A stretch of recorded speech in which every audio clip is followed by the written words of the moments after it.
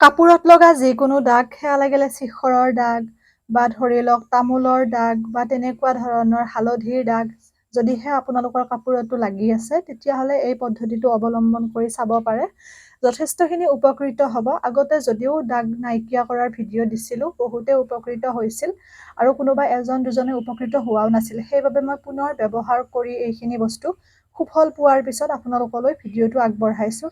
এই বাতিটো যে দেখিছে, ইয়াতে মিহলি কৰা বস্তুখিনি হৈছে চাৰ্ফ লৈছোঁ, যিটো আমি কাপোৰ ধুবলৈ ব্যৱহাৰ কৰোঁ।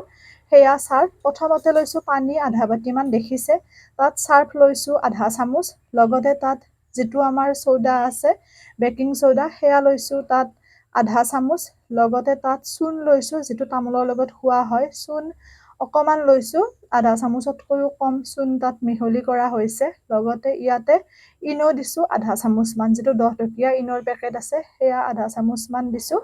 আৰু লগতে ইয়াতে নেমু টেঙা অকণমান চেপি দিছোঁ। এই গোটেইখিনি বস্তু খুব সুন্দৰকৈ মিক্স কৰি লোৱা হৈছে আৰু মিক্স কৰি লৈ পেলাই যিখিনিত আমাৰ দাগটো আছে, মোৰ এই যিটো টি চাৰ্ট, ইয়াতে দাগ এটা আছে, সেইবাবে মই আজি প্ৰেক্টিকেলকৈ আপোনালোকক ধুই পেলাই দেখুৱাইছোঁ। এনেকুৱাকৈ তাত ধুনীয়াকৈ সেইখিনি লগাই দিছোঁ। লগাই পেলাই 5 মিনিটমান সময় বা 10 মিনিটমান সময় তেনেদৰে ৰাখি দিব। লগাই পেলাই লগে লগে আপোনালোকে মোহাৰি নিদিব। 10 মিনিটমান সময় ৰাখি পেলাই আপোনালোকে সেইখিনি ব্ৰাছৰ সহায়ত ব্ৰাছ কৰি দিব পাৰে বা হাতেৰেও মোহাৰি দিব পাৰে।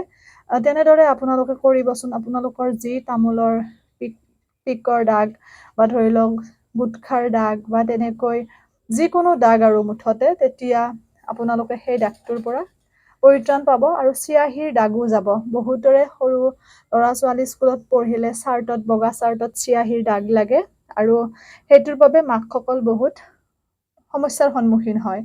যিখিনি বস্তু ক'লোঁ বুজিছে, নেমু টেঙা, চাৰ্ফ, বেকিং পাউডাৰ মানে বেকিং চ'ডা আৰু লগতে ইয়াতে মই ব্যৱহাৰ কৰিছোঁ চূণ আৰু আপোনালোকৰ ইনো আধা চামুচ। এই গোটেইখিনি বস্তু মিহলি কৰিছোঁ আৰু পিছত নেমু টেঙা ফাল চেপি দিছোঁ। এইখিনিয়ে বস্তু, একেবাৰে সাধাৰণ বস্তু। এয়া দেখিছে মোৰ দাগটো নোহোৱা হৈ গ'ল।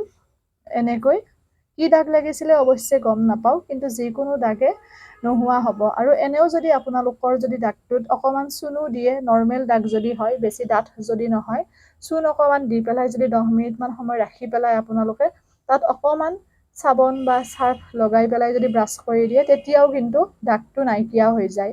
কিন্তু যদিহে বহুত বেছি দাগ থাকে, এটা যদি চাৰ্টত আপোনালোকৰ বহুত ঠাইত লাগে, তেতিয়াহ'লে এনেকৈ গোটেইখিনি আপোনালোকে দি পেলাই খুব সুন্দৰকৈ অকণমান সময় ৰাখি দিয়াৰ পিছত এনেকৈ থেকচি দি পেলাই বা মোহাৰি দি পেলাই আপোনালোকৰ দাগটো নোহোৱা হ'ব। ব্যৱহাৰ কৰিব আৰু ভিডিঅ'টো শ্বেয়াৰ কৰিব, যাতে সকলোৱে উপকৃত হ'ব পাৰে।